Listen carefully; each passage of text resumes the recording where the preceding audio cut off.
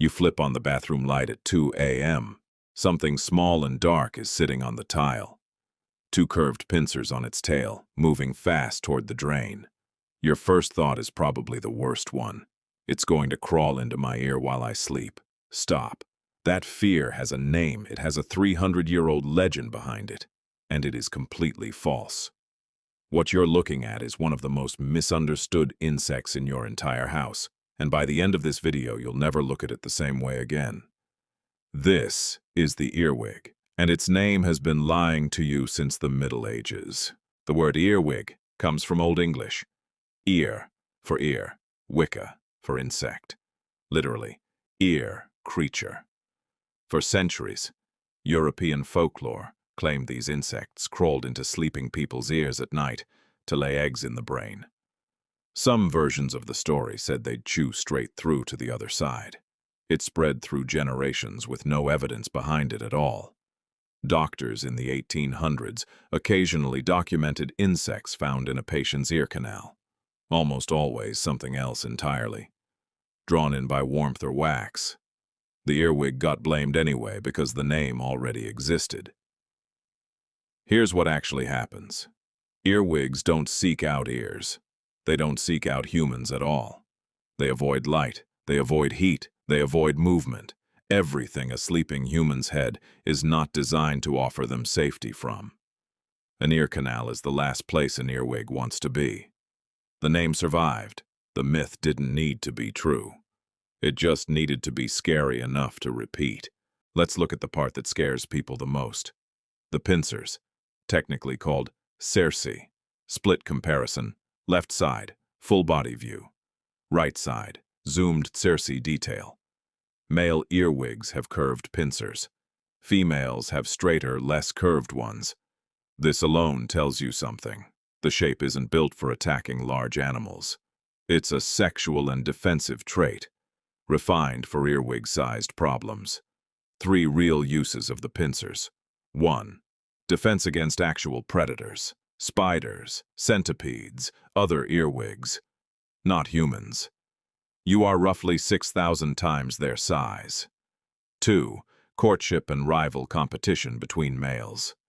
Larger pincers signal dominance to potential mates, the same way antlers work for deer. 3. Folding their wings. Yes, earwigs can fly, though they rarely do. Some species use their pincers to help fold their delicate hind wings back under their short front wings after flight, like precision tools instead of weapons. Can they pinch a human?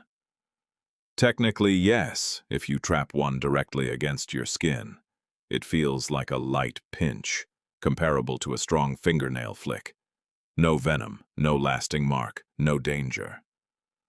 Compare that to what people imagine when they hear pincer, and the mismatch is enormous. Here's where earwigs stop being just harmless and start being genuinely remarkable. Most insects lay eggs and leave. Earwig mothers don't. A female earwig digs a small underground chamber in autumn, lays a cluster of 30 to 50 eggs, and then stays. She guards them through the entire winter, cleaning off fungal spores by licking each egg individually, repositioning them for even temperature, and driving off other insects and mold. When the eggs hatch, she doesn't leave. She continues protecting the nymphs through their first molt, sometimes feeding them regurgitated food, an extremely rare behavior in the insect world called subsocial care. This level of maternal investment is found in less than 2% of all insect species. Bees and ants have it, but they're building entire colonies. Earwig mothers do it completely alone for one small brood, expecting nothing back. Eventually, as the nymphs grow larger, the mother's protective instinct fades and can even flip toward the opposite. She may abandon or occasionally prey on her own older nymphs, which sounds brutal, but it forces independence at the exact point the babies are strong enough to survive alone. Most people who find earwigs assume they're purely a pest, chewing on leaves and flowers.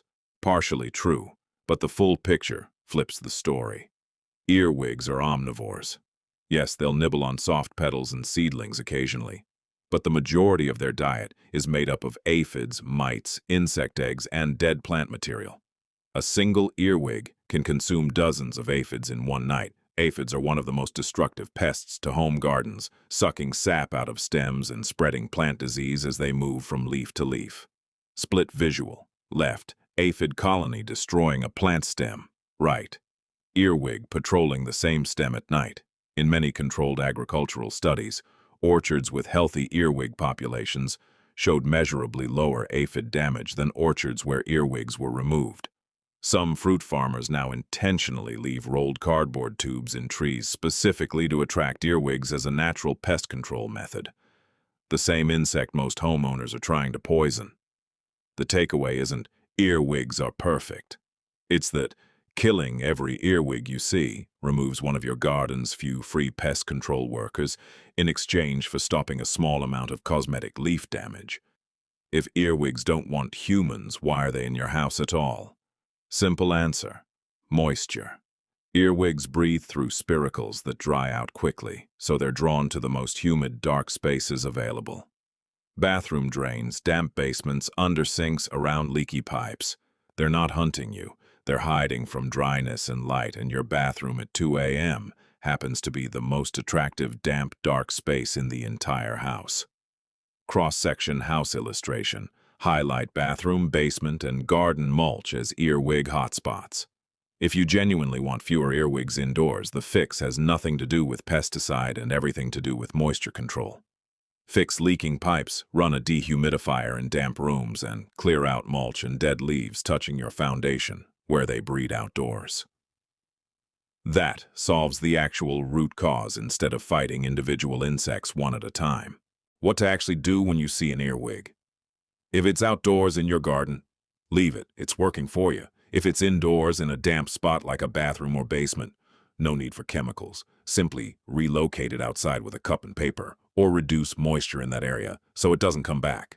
There is no medical reason to fear an earwig crawling towards you. There is no ear invasion risk. The worst realistic outcome of direct contact is a light pinch, nothing more. The earwig carried a 300-year-old lie in its own name, and most people never questioned it. Every creature carries a code. Today, you learned the earwigs. Which one should we decode next? Drop it in the comments. Subscribe to Animal Codes. The animals are already talking. Are you listening?